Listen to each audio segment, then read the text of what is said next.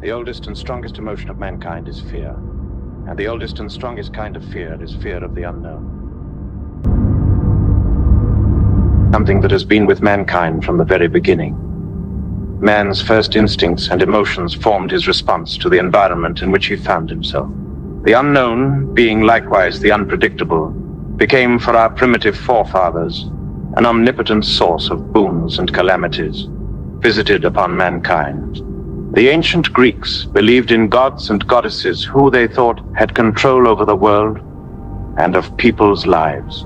And they prayed to these gods for help and protection, because if the gods were unhappy, they would punish them. As time went on, they started to seek explanations based on natural principles rather than gods as primary causes, and became the first natural philosophers, or what we know call scientists.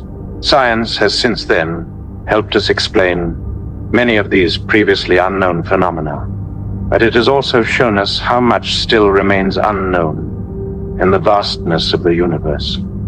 Howard Phillips Lovecraft was an American writer of weird fiction, born in 1890, who introduced the unknown as the object of fear. The novelty of his approach lies in the exploration of new scientific areas in which the possibility of new, unknown beings hiding among the stars arose. The vast, infinite cosmic depth produces an overwhelming emotion that paralyzes it. Alienation, insignificance, fear, anxiety, and madness are all recurring themes in Lovecraft's work, and which he experienced firsthand throughout his life. It is important, then, to know of his biography. Lovecraft was an insecure and anxious boy who suffered from frequent illnesses, many of them apparently psychological. When he was 3 years old, his father, Winfield Scott Lovecraft, was committed to a mental asylum after a psychotic episode, and later died of syphilis. His mother, Sarah Susan. Phillips Lovecraft became overprotective of him, never letting him out of her sight. Lovecraft's maternal grandfather, Whipple Van Buren Phillips, became a father figure to him, introducing him to classical literature, poetry, and weird tales, and ironically, even helping him overcome his fear of the dark. He became the center of his entire universe. Lovecraft was a precocious youth. He was reciting poetry at age 2, reading at age 3, and writing at age 6 or 7. He became an avid reader, and he would spend most of his time in his private library. The death of his grandmother, Robbie, had a profound effect on him. It sent his family into a gloom from which it never fully recovered. His mother and aunts wore black dresses to mourn her death, and Lovecraft started having nightmares of beings referred to as night gaunts. They would snatch him up and carry him through infinite leagues of black air over the towers of dead and horrible cities, until they'd reach a gray void full of needle-like pinnacles of enormous mountains, where they would let him drop. He would wake up screaming. These creatures later appeared in Lovecraft's fiction. After the death of his grandfather, Lovecraft and his mother would be forced to leave their lavish Victorian home, which they lived in, and move to a more modest house. Lovecraft called this one of the darkest times of his life, where he saw no point in living anymore, and considered committing suicide. However, his desire for knowledge and contemplation on how much there was still left to explore prevented him from doing so. At the age of 8, he discovered science, first chemistry, then astronomy. The latter would have a big impact on his future writings, gaining a sense of the vast universe and the insignificance of humanity within the cosmos. At school, Lovecraft excelled at all subjects except for mathematics, and in 1908, he experienced a nervous collapse while studying at high school. He dropped out and remained self-taught for the rest of his life. Lovecraft would develop a love-hate relationship with his mother. She would call him hideous and say that he hid from everyone and did not like to go out where people could gaze on him. He actually grew up to believe this, and there are reports that he would walk along the streets hiding his face in a raincoat so that nobody could see him. Lovecraft was invited to a group of amateur journalists and obtained a renewal to live. For the first time, he met with like-minded individuals and felt at home. He became involved in detailed correspondence with many people, and eventually became one of the most prolific letter writers of the century. Lovecraft wrote an estimated of 100,000 letters during his lifetime, many of which are as interesting as his stories, and give us a deep understanding of his lifestyle and beliefs. In 1921, Lovecraft's mother experienced a nervous breakdown and was admitted to the same place Lovecraft's father had died 21 years ago. She died after complications from an operation on her gallbladder. Lovecraft again experienced a deep state of sadness and contemplated suicide. He eventually recovered and shortly met Sonia Green, who became his wife, and they moved to New York. However, they both had financial issues and eventually had to part ways. As his wife's employment required constant travel, Lovecraft could also not stand living in New York. He felt alienated in an enormous city full of foreigners. His own detachment thus contributed to the general atmosphere of his writings. At his time, racism and xenophobia was not uncommon, and Lovecraft fell victim to it as well. But we must also understand that he was a product of his time. Nevertheless, it remains a highly controversial aspect of his popular reception. In 1926, Lovecraft returned to his beloved homeland in Providence, Rhode Island, where he would live until his death. He famously wrote, "I am Providence." He continued living at the verge of poverty, and most of his great works appeared in cheap pulp magazines, many of them remaining practically unknown. Lovecraft's health was deteriorating, and after experiencing excruciating pain making him physically incapable of holding a pen, he paid a visit to the doctor. The cancer had spread to his intestine. He remained in constant pain until his death in 1937. It is likely that he died convinced that his work would dissipate into nothingness. Lovecraft's traumatic life could easily have ended differently, but he did not let the dark times discourage him. They instead inspired him to continue writing. Luckily, many of his friends saw the value in his work and were determined to preserve his work. Today, he is considered as one of the greatest weird fiction writers the world has ever seen. Lovecraft's stories don't really focus on character development as much as the phenomena surrounding them and their emotions experiencing the unknown. The bleakness of his stories is quite refreshing, and few writers have written so poignantly. His writings can really shake you up. Lovecraft shifted the source of horror from the traditional belief in vampires, ghosts, and demons to the immense and unplumbed abysses beyond space and time. As mentioned from an early age, he attained the idea that humanity is cosmically insignificant from his studies of astronomy. The universe, compared to the infinitely small Earth and humanity's existence, is so vast that from a cosmic perspective, human history, knowledge, religion, etc., is completely irrelevant and meaningless. Lovecraft emphasizes the fear of the unknown and unknowable, the fear we feel when confronted by phenomena beyond our comprehension, whose scope extends beyond the narrow field of human affairs. His philosophy is known as Cosmicism, which focuses on the insignificance of humanity and its doings of the cosmos at large, in contrast to the anthropocentric philosophies in which many find intellectual reassurance. This form of non-anthropocentrism is crucial to the philosophy of Cosmicism. The question of the meaning of life was better left unanswered. Cosmicism is a type of extreme existentialism, as it brings up the uncertainty about the role of humanity in the uncaring universe, an existential crisis on a large scale. Lovecraft embraces the truth of reality. Things are important to us on the human scale, but we simply don't matter in the cosmos. He described us as the miserable denizens of a wretched little fly speck on the back door of a microscopic universe. Lovecraft portrays us human beings as ants in the vast realms of space and time, an incomprehensibly large universe that creates a fear of the cosmic void. This constitutes a serious blow to mankind's self-confidence.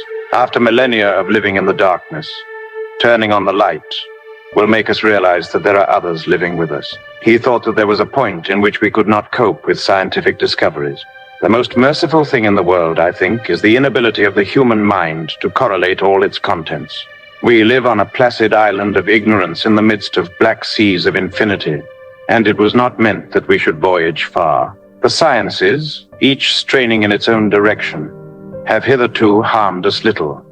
But someday the piecing together of dissociated knowledge will open up such terrifying vistas of reality, and of our frightful position therein, that we shall either go mad from the revelation, or flee from the deadly light into the peace and safety of a new dark age. Scientific discovery in Lovecraft's work is both fascinating and terrible, and he sees in it not the potential for the enlightenment of humanity, but as the ultimate exterminator of our human species. Knowledge is a self-annihilating disease. The contemplation of mankind's place in the vast, comfortless, and cold universe revealed by modern science gives way to the discovery of unfathomable things which our mortal brains cannot comprehend. In The Color Out of Space, one of Lovecraft's personal favorites, a meteorite with an indescribable color crashes on a farm. It was only by analogy that they called it a color at all. As things from beyond the cosmos enter our world, they retain their external qualities to such a degree that humans cannot perceive and understand them. This cosmic malady, made of a never-before-seen color from outer space, upsets human perception and eludes all scientific explanation. An unknown force poisons every living thing, while people go insane or die one by one. Lovecraft's cosmic horror was achieved through devices that would, he hoped, feel completely foreign and unknown to the reader. This mood was meant to be crafted in unfamiliar and uncomfortable territory, a hard goal to achieve. However, Cosmicism does not only mean the fear of the cosmic depths.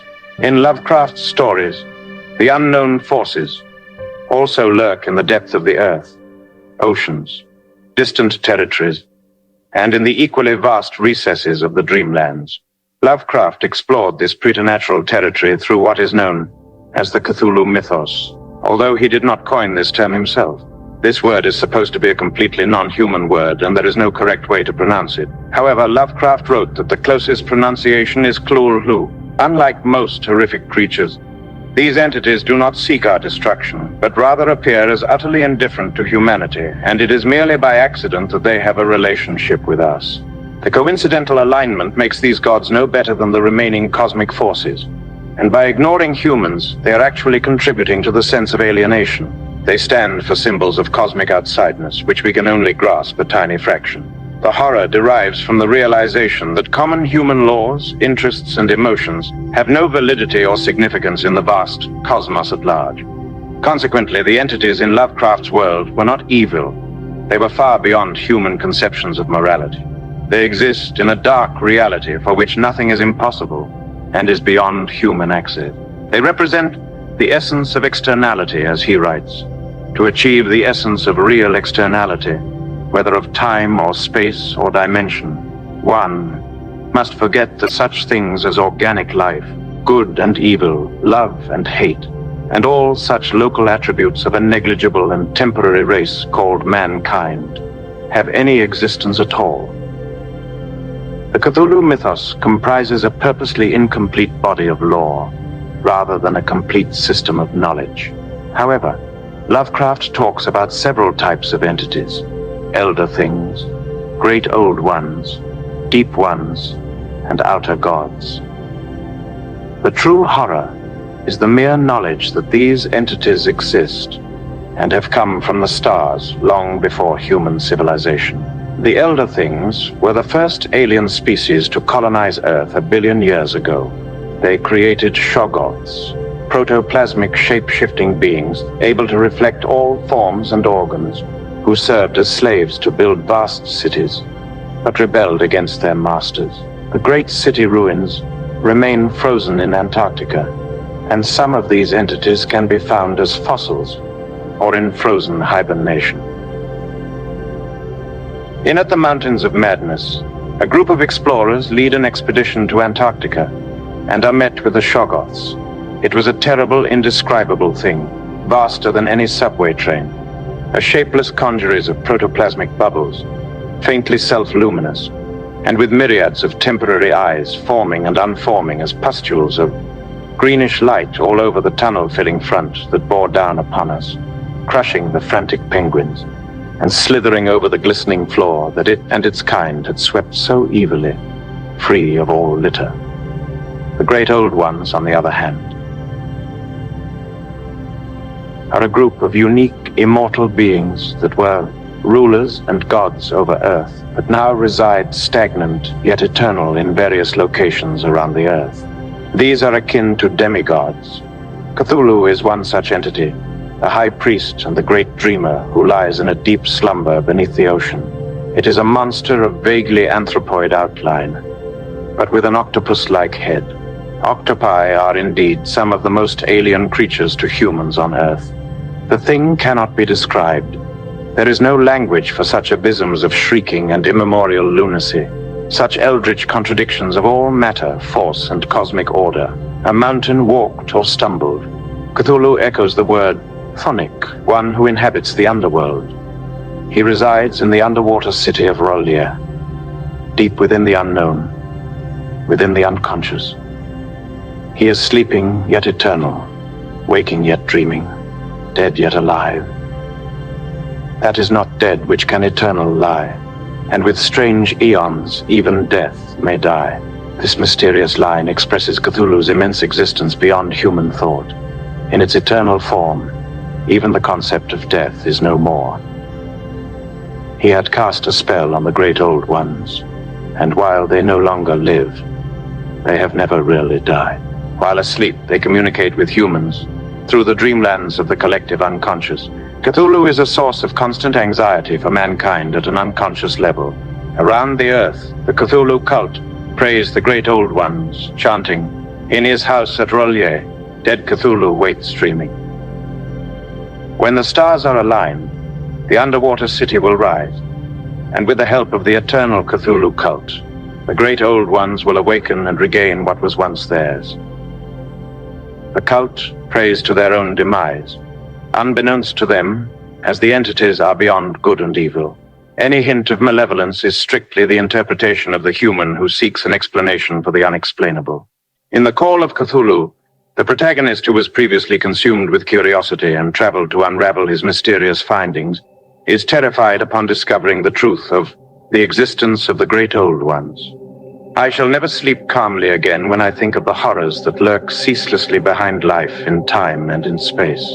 Lovecraft introduces the deep ones in the shadow over Innsmouth, an ocean-dwelling amphibious humanoid race that have strong ties with Cthulhu and an affinity for mating with human. They worship Dagon, the most powerful of the deep ones. However, the most powerful of all entities are the outer gods, cosmic entities located beyond the confines of Earth.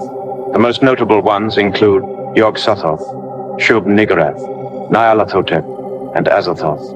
Most of them dwell in the outer voids outside of thought and existence, beyond the ultimate gate, which leads fearsomely and perilously to the last void, which is outside all Earths, all universes, and all matter.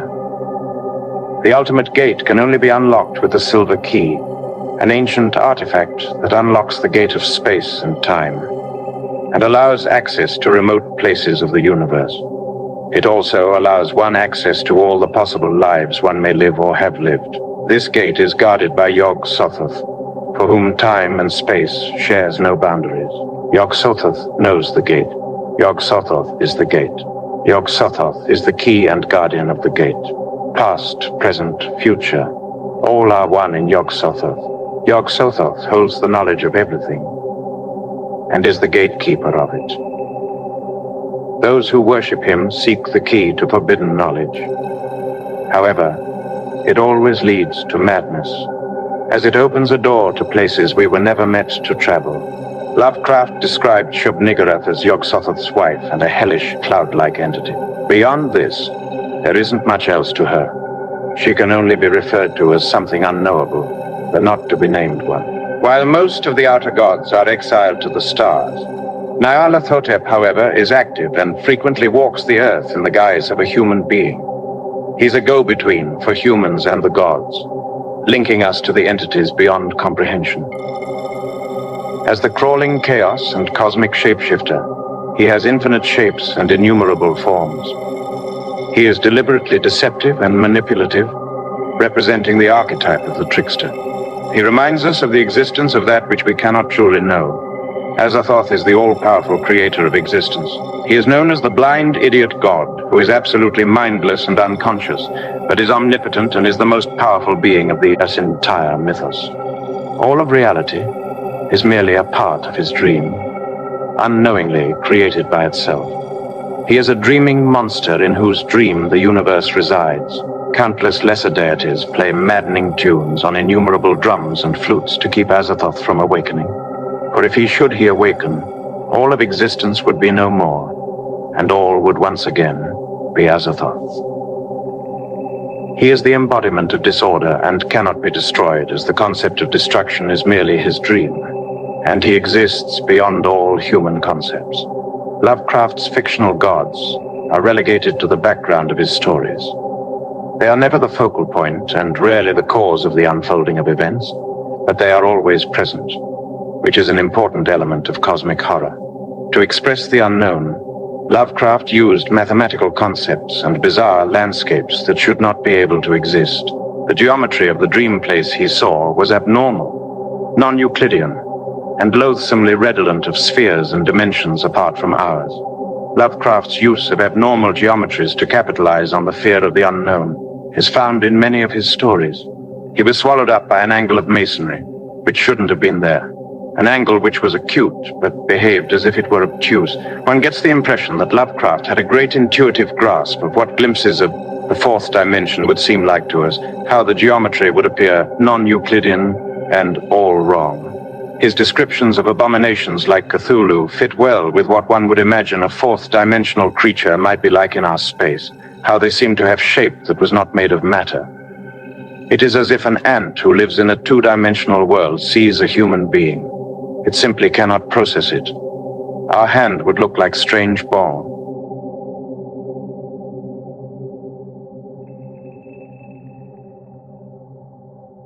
The abyss is vast, and the unknown awaits. If you wish to delve deeper into the shadows of cosmic horror, subscribe, lest the truth remains forever beyond your grasp. Like this video, for in the grand scheme of an indifferent universe, your small action may yet echo in eternity.